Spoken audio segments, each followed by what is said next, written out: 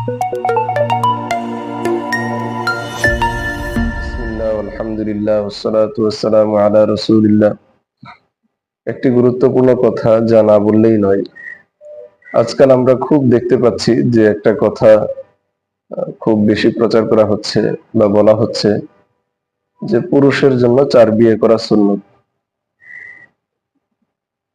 প্রথমত আমাদেরকে মনে রাখতে হবে যে শরীয়তের কোনো বিষয় যাচাই বাছাই ছাড়া বলার কোনো সুযোগ নেই। সেখানে মজাক করে অথবা বিনোদনের জন্য কোনো মাসালাকে তাহকিক ছাড়া, যাচাই ছাড়া বলে দেওয়া বা বলে বেড়ানো, এটা তো অত্যন্ত ঈমানের জন্য ক্ষতিকারক এবং গুনাহের কারণ।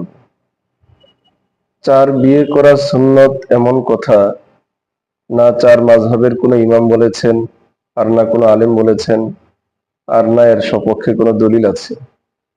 বিবাহ করা সুন্নত, আর নিকাহু মিন সুন্নতি, হাদিসের মধ্যে আসছে বিবাহ করা সুন্নত।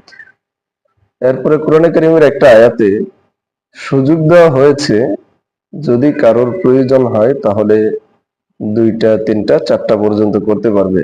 ফানকিহু মা তাবা লাকুম মিনান নিসাই মাসনা ওয়া সুলাসা ওয়া রুবা। তোমরা যদি পছন্দ হয়, প্রয়োজন হয় তাহলে ২টা ২টা, ৩টা ৩টা, ৪টা ৪টা করতে পারবে। তাহলে বোঝা গেল প্রয়োজন হলে মানুষ ২টো, ৩টে, ৪টা পর্যন্ত করতে পারবে। এই আয়াতের পরক্ষণেই আরেকটা গুরুত্বপূর্ণ বিষয় আছে যেটা দেখলে আমরা বুঝতে পারবো বা আমাদের আলোচিত বিষয়টা আরো বেশি স্পষ্ট হয়ে যাবে। সেটা হলো আয়াতের সামনে আছে, যদি তোমরা একাধিক স্ত্রীর মাঝে ন্যায্যতা, সমতা বজায় রাখতে না পারো তাহলে ফাওয়াহিদাতান, একটাই করতে হবে।